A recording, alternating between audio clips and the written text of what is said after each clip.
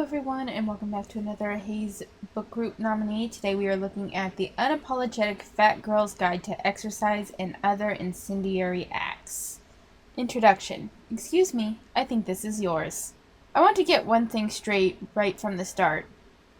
I am not a natural-born jock. I am about as intrinsically athletic as an oyster, with the innate grace and sporty prowess of a brick. A very cute oyster and a very intelligent brick, if I do say so myself, but oysterly and brick-like nevertheless. Nor do I count a boundless and cheerful appetite for physical activity among my virtues. I will admit that I have grown to appreciate movement and exercise very much, and often now I even enjoy them. But I am bookish and brainy by nature, which combined with my lack of organic athleticism and physical talents has made me a lifelong fan of sitting on my abundant and resilient tuchus, doing things like, say, writing books. Also, I am, quite frankly, not terribly fond of sweating.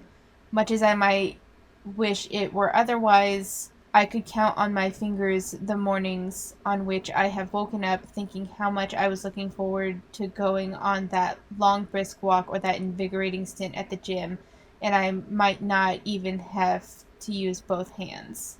I want to begin this book by telling you this because I need you to know that I am so very not the kind of girl anyone would have voted most likely to write an exercise guide in the high school yearbook. I am and have always been pretty geeky.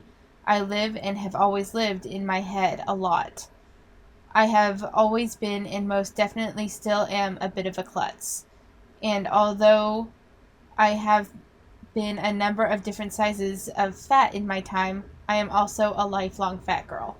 Why does this give me not like other girl vibes? Is anyone else getting that from this? She says she's not athletic, but it's almost like there's a level of pride here because she lives in her head and she writes books. Am I wrong? Maybe I'm just being salty for no reason. I don't know. But I get the not like other girls vibe from this so far. By this, I don't mean pudgy or a little thick-waisted or someone who could stand to lose a few pounds. I mean actually, honest to God, Lane Bryant shopping belly and butt shots on the TV news resembling nasty comments from random strangers getting fat. In my adult life, I have never weighed less than 200 pounds. I have often weighed quite a lot more. The phrase morbidly obese was used about me in my presence when I was still in grammar school, and despite the frequency with which I have been described, if you'll excuse my translating the phrase slightly inaccurately as sick fat, I continue existing, healthily and fatly. I also exercise a lot. You heard me right, I exercise frequently, 5 or 6 days a week, most weeks, sometimes 7, once a day, or sometimes twice. Occasionally 3 times, but I reserve that sort of silliness for weekends and vacations because who has the time to go swimming and for a nice long walk and ride bikes during the work week? Sometimes I exercise energetically, sometimes lackadaisically, sometimes joyously, sometimes meditatively, and sometimes with the virtuosic and well-honed grumpiness that puts even my 18-year-old cat to shame. She's trying really hard to either be relatable or something. This is not for someone who says they write books. It's something that a lot of the fat activists do, where they go with these long, humongously long lists of sometimes this, sometimes that. I'm also this, I'm also that. And it's you don't need to go on this whatever the fuck this is. You don't have to do this. Some days I manage all of these emotional states in a single gym session. It's the many moods of me moving my big ol' carcass around here sometimes. The point is, I exercise. Not, as I think I have made pretty clear, because I am one of those folks who, by gosh, just lives to exercise. Nor do I think that exercising makes me or anyone any sort of model citizen or moral paragon. To me, morality has more to do with how one treats other people. I exercise because I think it's important. Rather, I know it's important. It may be that exercise is somewhat more important for me than it might be for some other people. My particular body has a very specific and dramatic relationship with exercise. For me, finding out firsthand just how profoundly regular exercise affected my body's ability to use its own insulin convinced me that exercise was more than just something you're supposed to do.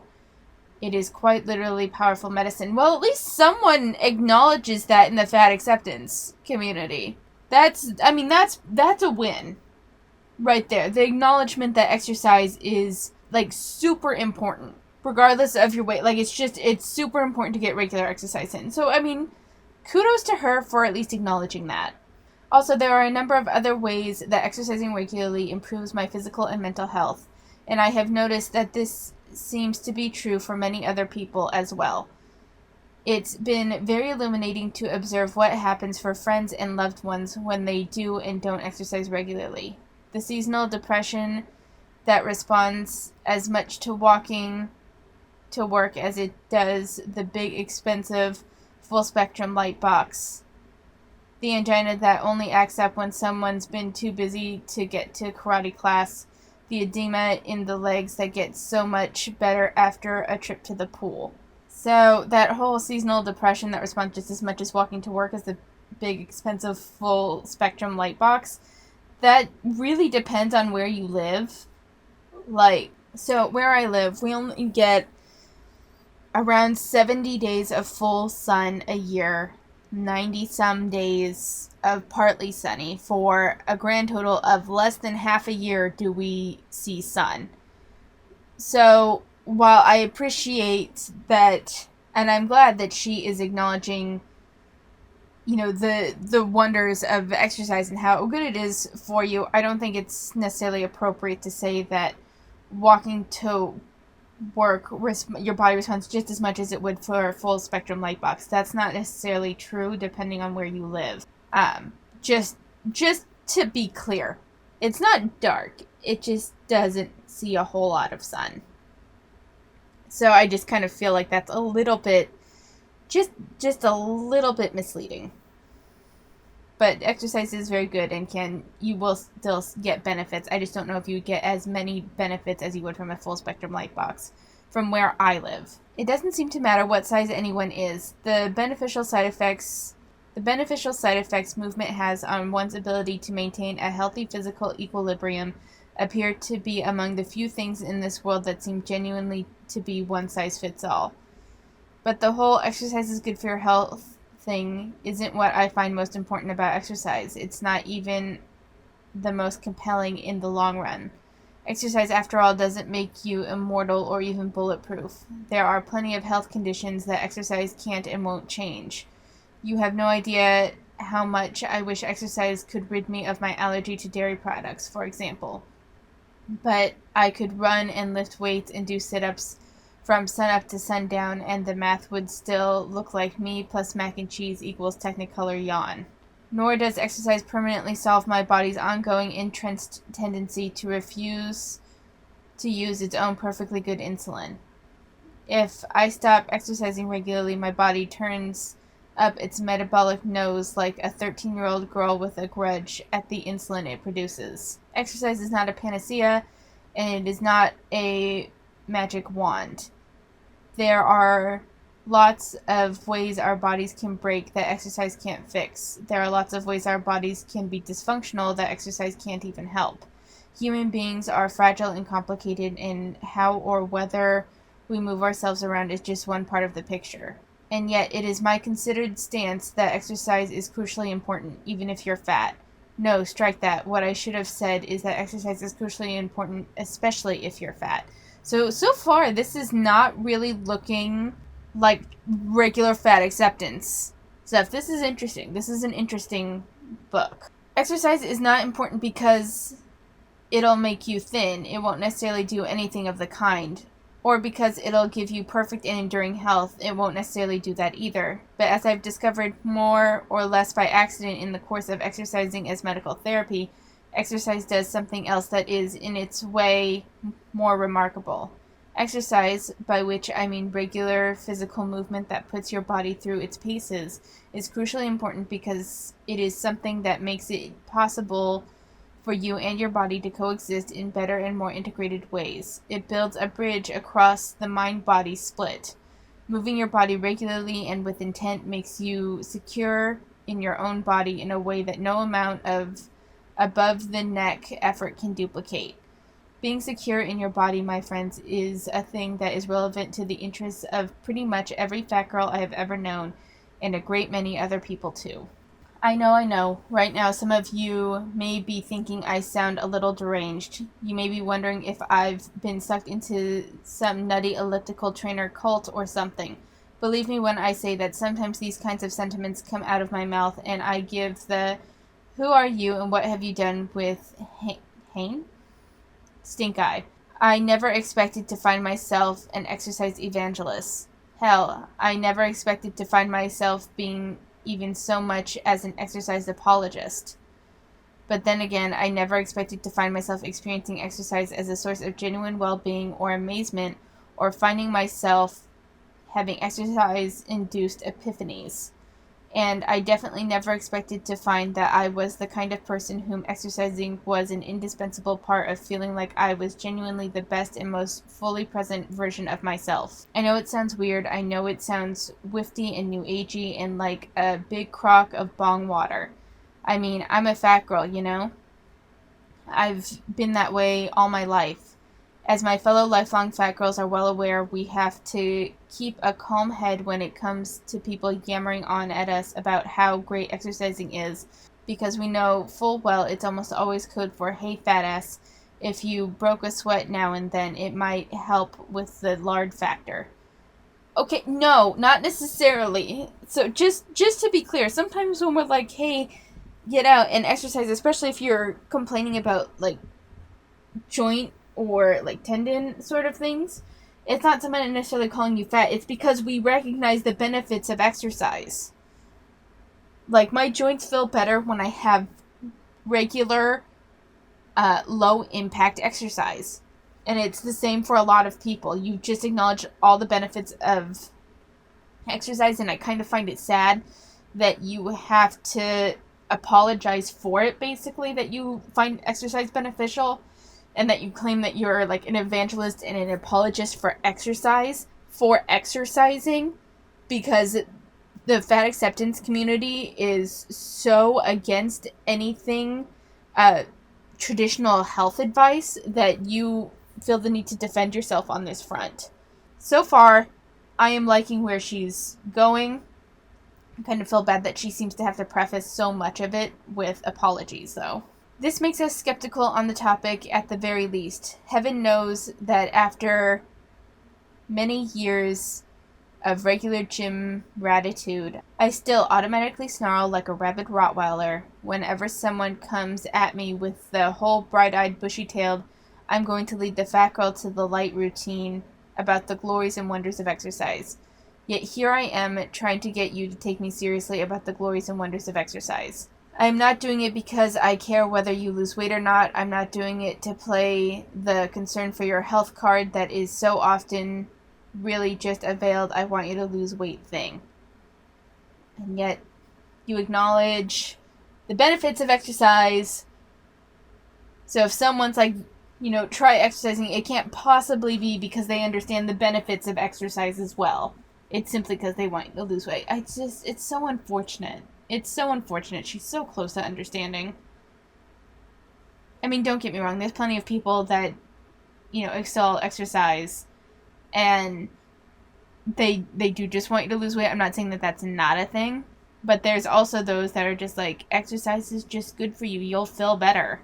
I'm not even doing it because I think there's a chance that exercise might improve your actual and real bodily and mental health, even though there is a pretty good chance that it will. I'm trying to talk you into taking me seriously about exercise because there's more to this exercise thing than you think. There has to be.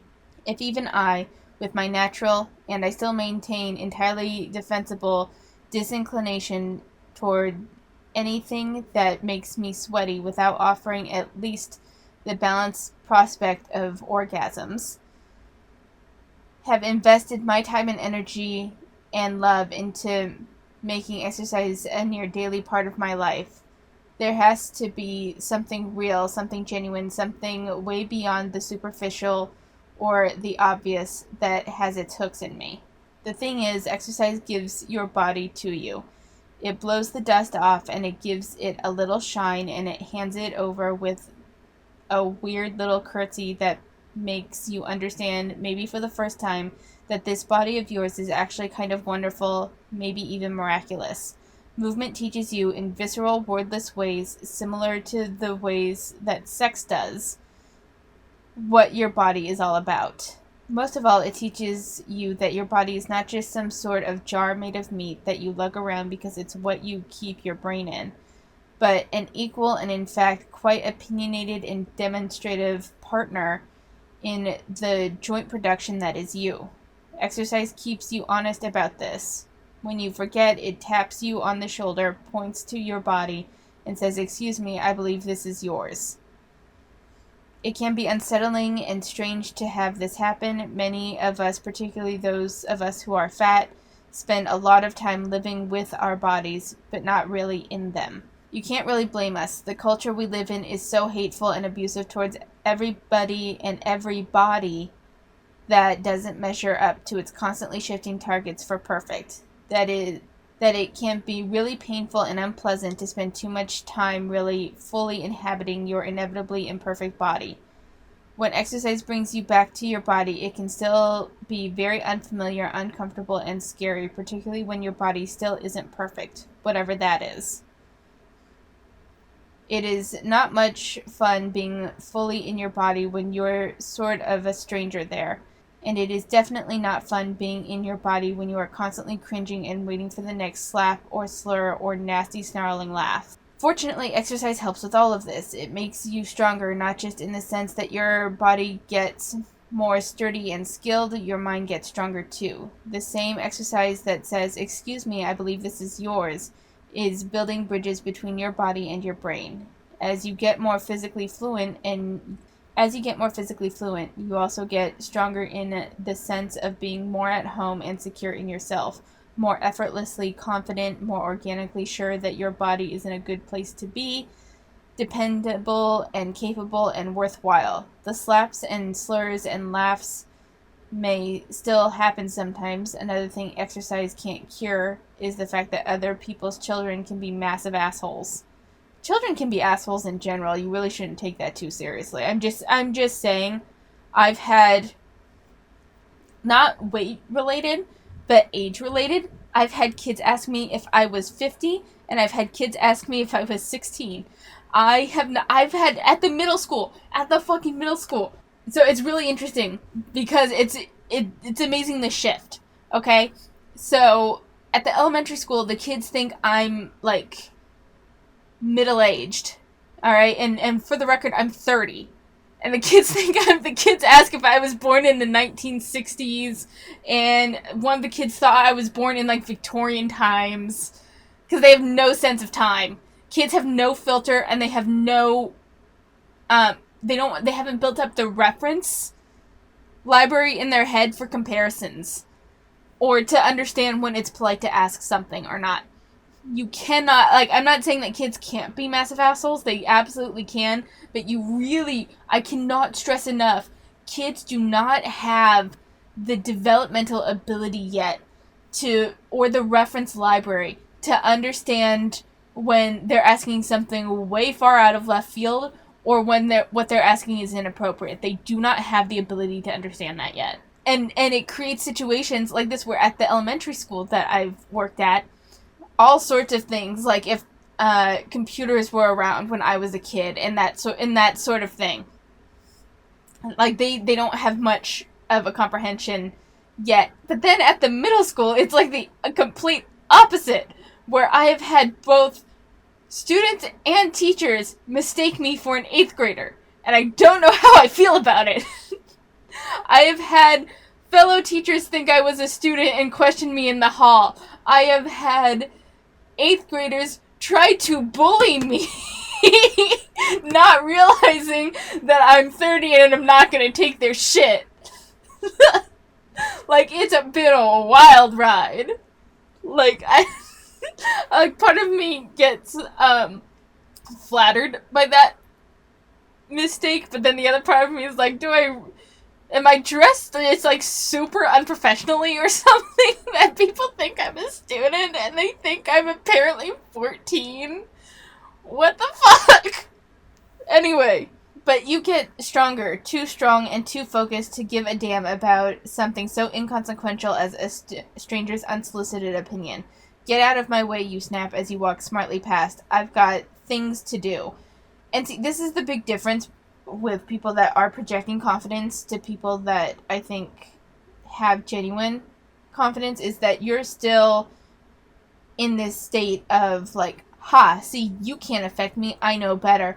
At where when you reach a state of like true confidence, it's not even about proving them wrong. It's not about saying, ha, you can't get to me. It's like literally you can't be bothered. Literally, you just can't be bothered with someone else's opinion. Because, you know, you do. And not easy things either.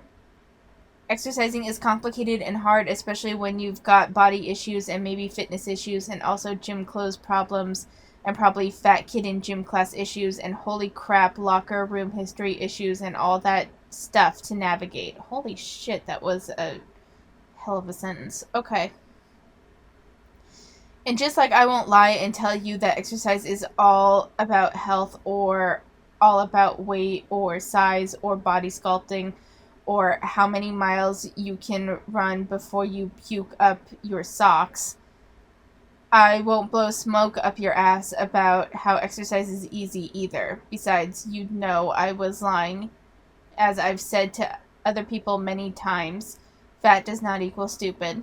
If exercise were easy, if moving your body regularly and freely were simple, there'd be no need for this book. If listening to your body and giving it the weird, inconvenient things it asks for were a complete child's play, you'd already be doing it. If carving out time to do something that maybe feels stupid and embarrassing, but also really important and revelatory, were something people did nonchalantly and without having to think about it, well, you just would.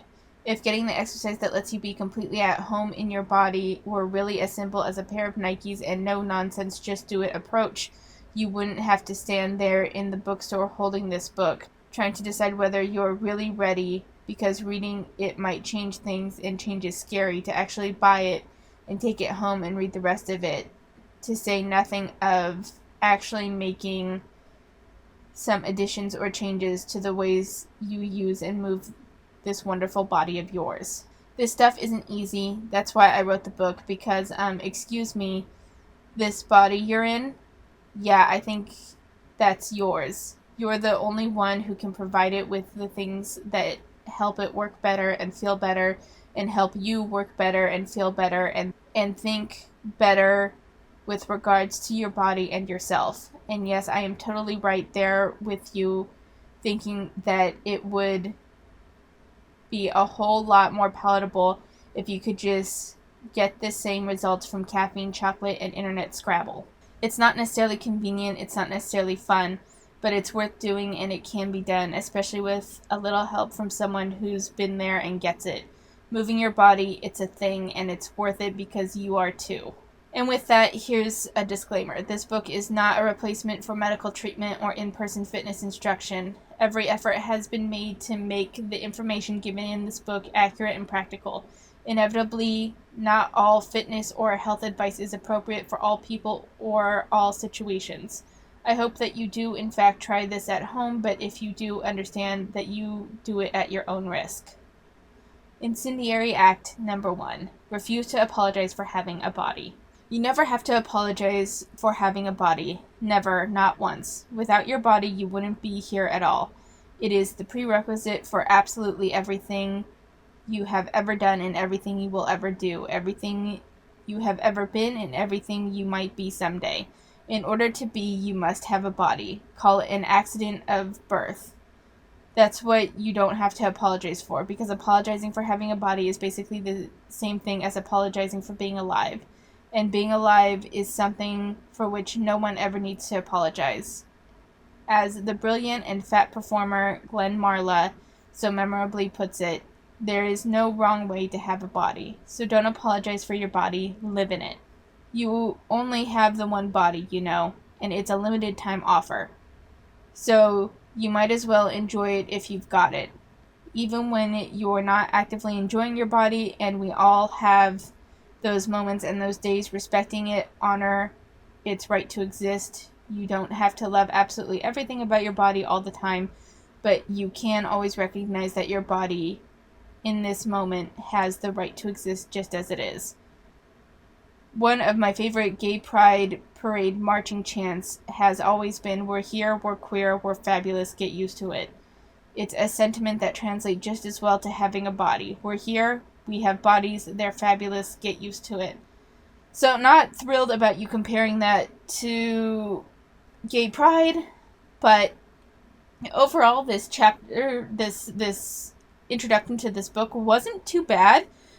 There's actually a lot of things that I can get behind with it. I love that she is really going into how important exercise is, regardless, like it's not against their fat acceptance ideology and stuff. This could be a really interesting one to look at. I don't know if it would be as fun as, say, like Virgie or Jess Baker, or like that Fat So book, or like some of the like, really fat acceptance-y rhetoric sort of stuff. But this could still be really interesting. So I'm gonna leave it here. Let me know what you think in the comments down below, and I will see you next time.